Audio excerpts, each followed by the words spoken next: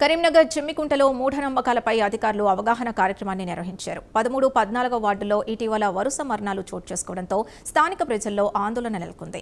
ఈ ఘటనపై ప్రైమ్ 9 న్యూస్లో ప్రసారమైన కథనానికి స్పందించిన జిల్లా వైద్యాధికారులు వెంటనే చర్యలు చేపట్టారు. డిప్యూటీ DMHO డాక్టర్ ప్రభుదాస్ ఆధ్వర్యంలో ప్రత్యేక మెగా హెల్త్ క్యాంప్ నిర్వహించి ప్రజలకు వైద్య పరీక్షలు చేశారు. అనంతరం వైద్య, మున్సిపల్, రెవెన్యూ శాఖల అధికారులు ప్రజలతో కలిసి అవగాహన ర్యాలీ నిర్వహించారు. వరుస మరణాలకు మూఢనమ్మకాలు కారణం కాదన్నారు. అనారోగ్య సమస్యలు గుర్తించి చికిత్స పొందాలని ప్రజలకు సూచించారు. PHC ఆధ్వర్యంలో జమ్మికుంట మండలంలోని 13, 14 వార్డులలో మెగా హెల్త్ క్యాంప్ నిర్వహించడం జరిగింది.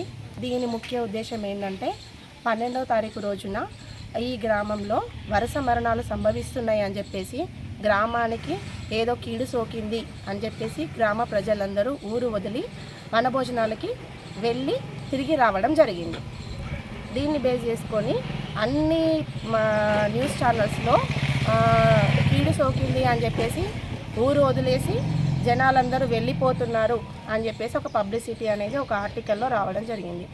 దీని ప్రకారం ఏంటంటే మేము మెగా హెల్త్ క్యాంప్ని నిర్వహించి ప్రజలందరికీ ఆరోగ్య పరీక్షలు నిర్వహించి మూఢనమ్మకాలు అలాంటివంటివి నమ్మకూడదు, మనకు జరిగిన మరణాలన్నీ సహజ మరణాలే అని చెప్పేసి గత 3 నెలల్లో ఏప్రిల్, మే, జూన్ 3 నెలల్లో జరిగిన మరణాలన్నింటినీ ఎంక్వైరీ చేయడం జరిగింది.